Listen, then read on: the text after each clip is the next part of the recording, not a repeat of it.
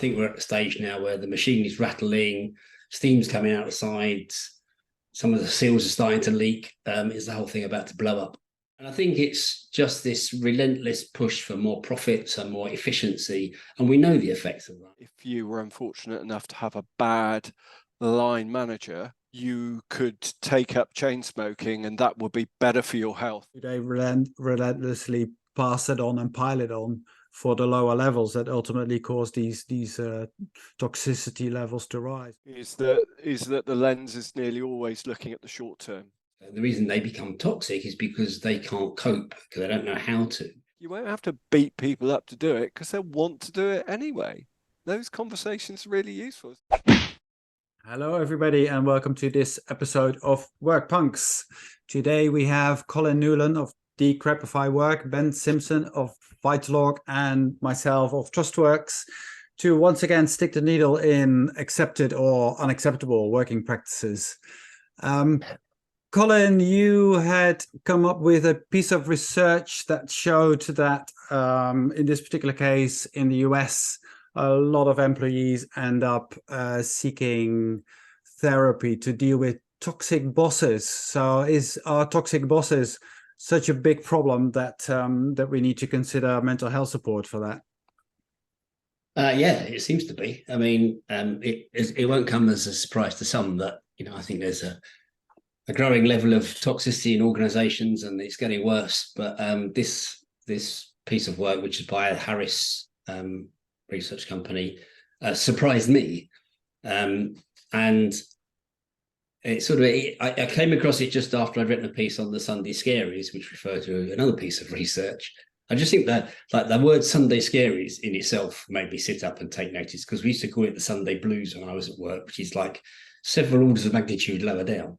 But that said, that 8 out of 10 people had experienced this, Sunday night dreads. And they just seem symptomatic of me of this, worsening problem, that the toxicity in organizations, and particularly toxic behaviors by bosses, has become almost normalized now. I guess there are lots of thoughts came into my mind at the same time, but is this just a symptom that the whole way that systems, organizational systems work is actually reaching a crisis point? Because clearly, you shouldn't be putting a third of your managers into a state where they need to get therapy just to go to work. But they're not going to be performing at their best. They're not going to hang around if they possibly can get out. And you're going to run out of people that you can attract. And we all know that in the future, what you need are you want talented people who are able to give their all but like able to be creative and dynamic and all that sort of stuff. And that doesn't sound like someone who's in therapy. And I've been in therapy, and I certainly didn't look like to me at the time. So yeah, I mean, is the machine about to blow up? Because what we've seen is organizations have run faster and faster. There's more and more data, there's more and more reports, there's more and more micromanagement, and KPIs are more and more detailed, and it's lots more stuff going on, and the system doesn't seem to work any better. So the response has been, well, we just need to turn the accelerator up a bit. And I think we're at the stage now where the machine is rattling, steam's coming out the sides, some of the seals are starting to leak. Is the whole thing about to blow up? And is your or is the research, but you also made a comment along those lines, such that it indicates that toxicity in organizations and behaviors of bosses is getting more toxic today than perhaps in previous years?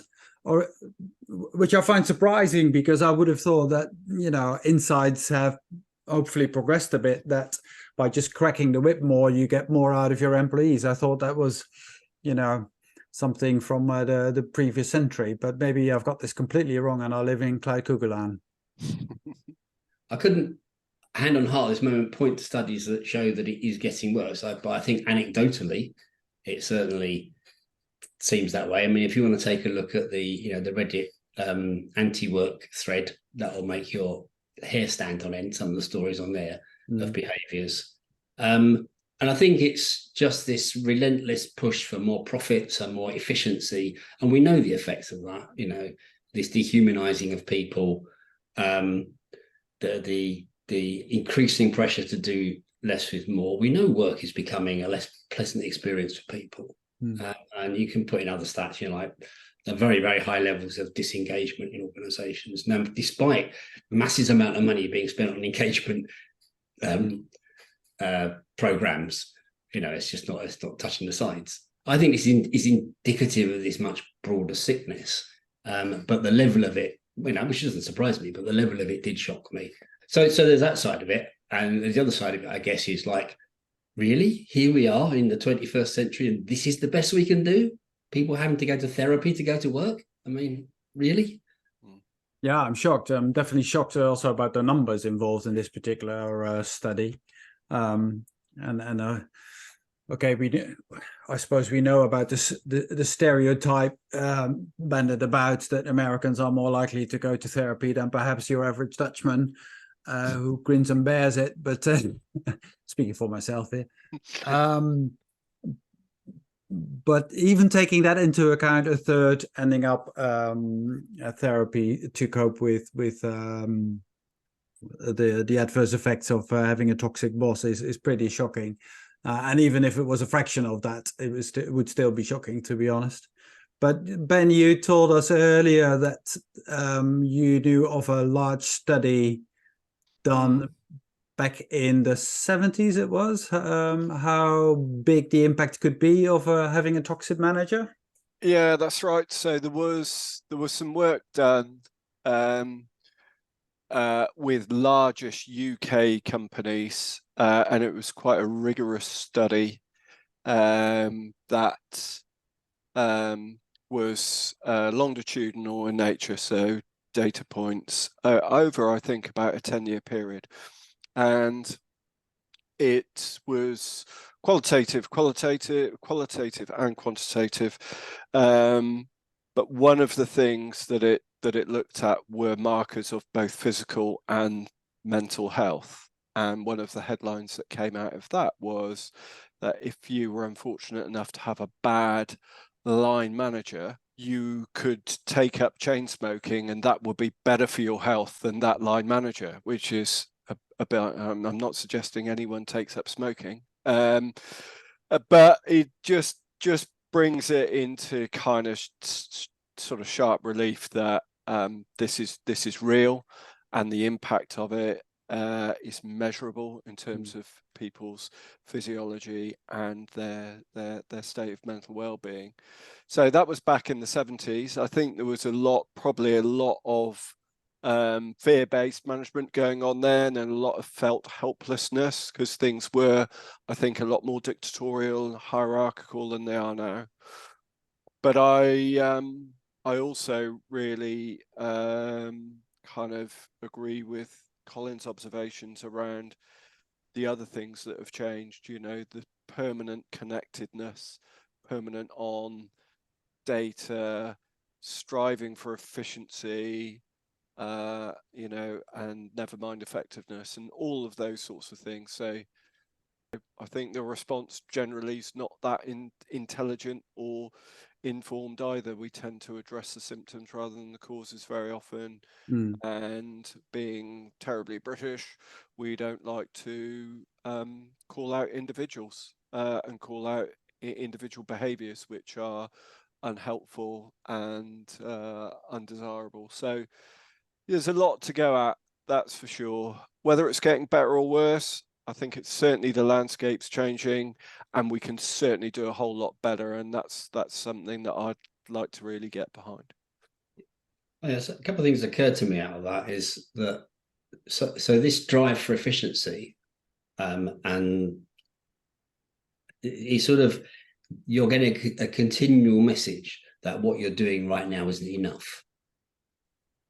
It's almost implicit in that you can be more efficient always, and I think that's actually quite damaging long term, because and people who work in corporate will experience this as well, that sort of sense that you never ever catch up with yourself, you never get done, you're always struggling, and and so you're getting overwhelmed all the time. And that definitely wasn't the case when I started in the workforce. That level of incessant pressure. So yeah, I mean, I think the workplace has changed a bit. It is a bit less dictatorial and hierarchical in some ways, but in other ways it's worse, because you've now got, because of the data and the tools that we have, managers can insist on all sorts of reports, and I suppose the knowledge economy in which most of us now work probably brings with it that, like you say, you're never done, are you?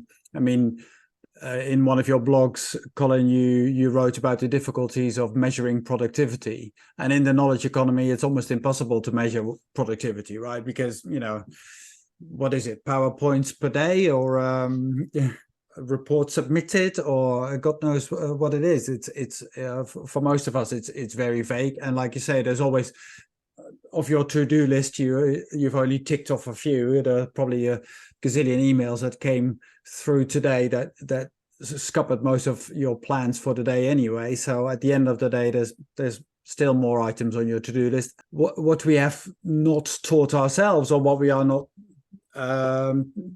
learning as organizations, is how we cope with that pressure, and when enough is enough, when good is good enough. Because I can presume, especially that middle managers also are under that same pressure, right? They also have that never stopping to-do list. They always have more meetings to go to, and more reports to file.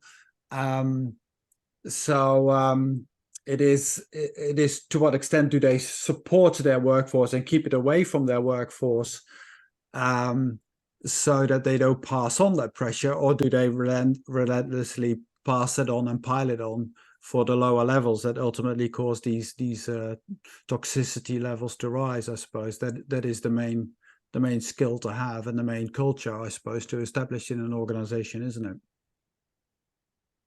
Well, I'd offer another one to kind of build on that. I think one of the other things that I notice around the downside of striving for ever greater efficiency and not effectiveness is that the lens is nearly always looking at the short term. By default, we are, pushing people's faces ever closer to the grindstone, and not giving them the opportunity to look up, scan the horizon, ask themselves questions about how could we do things differently, etc., that might bring some benefit in the medium or long term. There's quite a lot of data now, research data, in terms of our mental well-being, that if all we ever do is turn the handle and get the work done, and last week feels like this week, and guess what, next week's going to feel like this week too, that's really, really damaging for us in terms of our mental health. So, apart from, as well as, I should say, not apart from, as well as the pressure, it's kind of this insidious thing that's just eroding our mental well-being, and it doesn't take much to switch that around. Just make sure that part of everybody's job has some element of developmental work, improvement work, where they can experiment with colleagues and see what would serve their customers better, or experiment with new and better ways of working, with the ambition of being more effective, rather than keeping their nose to the grindstone and being more efficient in the, today, this week. In comparative studies, the UK in that sense doesn't come out particularly gloriously when it comes to management quality and investment levels in their organizations. Why is that? What's stopping us from doing this? I don't know. I suspect that it is downward pressure for short-term results. If we look at the way that the stock market works, what's the incentive to do stuff in the medium term? It's quarterly results by quarterly results by quarterly results. That is the thinking frame. That's the time horizon. And by the time that rattles down to a middle manager somewhere, no wonder they are losing sleep on a Sunday night, because they know they're going to have a difficult conversation with someone who's going to ask them to do something about this month's numbers. I guess, I mean, the fact that so many people are having to get therapy because of their manager. I mean, so we can buy the inference of that is that a lot more people are suffering because I saw another stat that said 49% of US workers think going to therapy is a sign of weakness. So you could probably double that number by that, that one. So certainly, this toxic managers are impacting an awful lot of people. So why are they toxic managers? What's causing that? And I would say part of it is because, the way organizations work, it's all about the numbers, and, they promote people to behave in psychopathic ways, and they also promote psychopaths normally to the top. So, all of that comes down. But also, managers aren't trained. We don't train managers properly. We throw them in, and I think some of the poor management you see is because the reason they become toxic is because they can't cope, because they don't know how to. So they resort to bullying behaviors, and to close down any challenge from below and all that sort of stuff, which is just to protect themselves, because they've been put in a situation that's exposed them, and they shouldn't have been put in there without the proper training and support.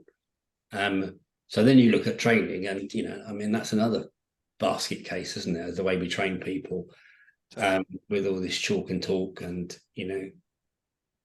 sending people off on 3-day training sessions, and then they come back, and the first thing they got to do is catch up with the 3 days work they missed, and then they realize none of the stuff they work can be applied to where they are now, because they're not allowed to do any of it. I mean, our mutual friend Richard Claydon, I think, posted a stat not very long ago, something astronomical, like £500 million being spent on leadership development, and by some, knowing Richard, very rigorous research, only 15% of it was found to be effective. So yeah, I just had that stat from somebody else earlier today. It's a much higher number, but it's only about 15% is people say, yeah, that was effective. Which is, and the other, one of the reasons for that is because people don't actually get given training until after they needed it. So we don't give managers any management training until they're already managers, and we don't give them leadership training until they're senior managers, by which time they've already developed their leadership style. So it's a complete waste of time. It's like giving cycling proficiency lessons to someone who's already learned to ride a bike and is doing road racing. I mean, it's stupid. Yeah, at the same time, I think a lot of the skills, and we touched upon this in our previous webcast, didn't we? On what truly make modern leaders effective, and what therefore a progressive MBA could look like. That some of these skills are really very, very difficult, if at all possible, to be taught in a classroom environment, and it's much more around support as you go along, and therefore I personally believe that you would much more benefit from some sort of coaching support throughout your journey in becoming a manager stroke leader, where you regularly check in and have somebody looking over your shoulder and just asking you some questions that help you take the right path through that stage of your career, because that kind of support helps you as and when you need it, rather than those 3 days in that 1 year that you seem to be able to free yourself up from your calendar. You've actually hinted to the solution here. It's in fact, it should be the managers that are getting therapy for making their workers feel so uncomfortable. Because yeah, well, it was only half joking, but yeah. But I was also, it also made me think then that you look at this. The distribution of toxic managers is not even across companies. So, if you're in an environment where to get on, you need to, hit your numbers, be ruthless, do loads of performative stuff, look like a hard man, then that's how you're going to behave. And that's going to turn up, into toxic behaviors to the people below you. So that's part of the problem, because what you just said, Paul, wouldn't be tolerated in that environment because it'd be seen as a weakness. So would you expect that in this buyer's market, I think that at the moment you could reasonably say we have as employees, as workforce, would you expect that workforces will vote with their feet and actually move to the organizations where there is a healthier working climate? You would expect it, but at the same time, I don't quite see it. I mean, the Amazons of this world, who are clearly a great example of how not to create a positive working climate, are still growing and are constantly in the news about where they get it wrong. Yeah, but I mean, if you look at the Amazon, the warehouse staff, they're basically they're operating markets where they've got a ready workforce who don't have very many choices. That's the truth of it. That's one of the considerations about where they put their warehouses. So they do have a ready supply of people, but if you're looking at their software development side, they need top quality people, and they also have quite a bad environment there by all reports, and I think they will struggle, or they will attract certain people who they can manipulate, but they won't get the very best people. And if you want an example of worker power, what about what happened at OpenAI, where 700 employees said, if you don't get the CEO back, we're all leaving? I mean, yes, fascinating. Yeah. So I mean, it's obviously going to be a mixed picture, but I think you are seeing talent will flow to the organisations that treat people well, because that's what people want. There was a story on the front of City AM the other day, which apparently stemmed from a head of a law firm walking into the office and saying, "Right, who wants to be a partner then?" And apparently nobody put their hand up. And he said, "Oh, all these kids today, they don't have any ambition," and actually, what the employees were saying was, "Well, this isn't a very good offer. Being a partner's not what it's cracked up to be. I don't want to spend my life doing 70-hour weeks and never seeing my family, no matter how much money you offer me." So they're not going down that path. So I think we'll see that as well, that people will just reject the offer effectively. I'm not sure that I completely concur with Colin's view that there's going to be this massive explosion to follow the internal combustion engine metaphor. I don't think it's going to seize up solid in a heartbeat. I don't think it's going to throw a conrod out of the side of the engine block. I think it's a bit like what we're seeing going on in the NHS at the moment. It isn't going to just collapse and cease to function one day. It's just going to go on this steady decline of being under-resourced and overwhelmed, and arguably not quite managed in the way that it should be. And again, to offer a bit of a counter view, I think something that I always try and remind myself, don't always succeed, is if you don't like the behavior, before you judge the person, take a look at the context. And many of people of our generation were schooled very much in a command and control way of managing, leading, and we've probably perpetuated that in our early careers, because that's that was what good looked like. So there's then another whole generation of managers following us on behind, who are following our example of 15, 20 years ago maybe. And I guess the last thing that I kind of observe is this conversation is very often people just don't know. there is an alternative, you know.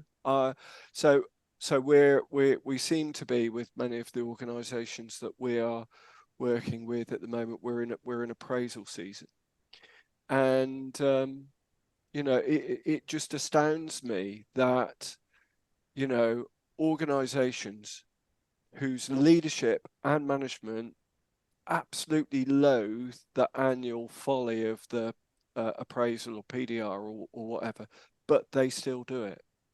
Well, we've got to do something, Ben. When this isn't, you know, this isn't ordained from on high that you must do this. This isn't ordained from on high that it must look, you know, bar the technological wrapper, exactly the same way as it looked 30 years ago.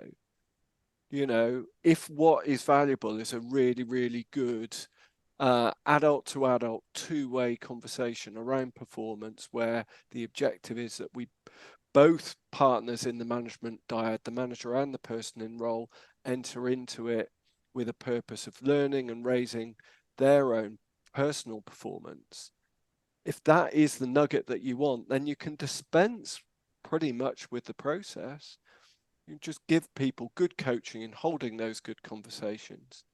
And when it starts to serve them, which it probably will pretty soon, you won't have to beat people up to do it, because they'll want to do it anyway.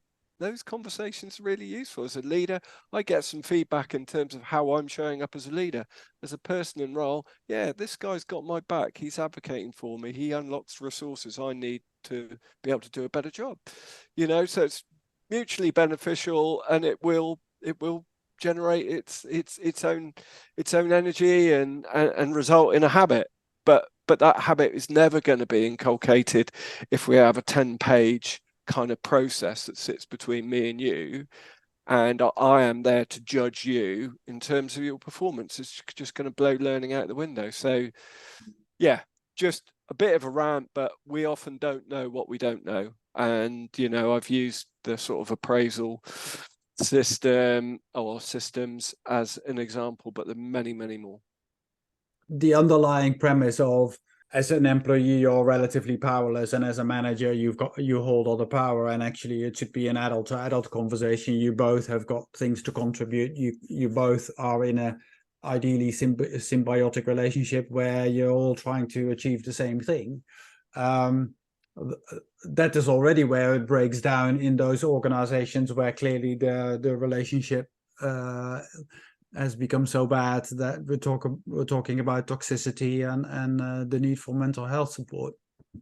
So resetting that very fundamental DNA of the organization, I see as something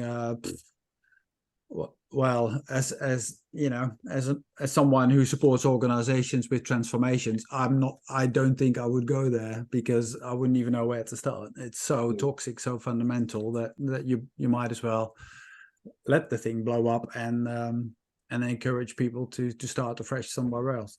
I'm all in favour of, you know, the market in this situation. Hopefully these companies will blow up, or will just get, you know, out-competed.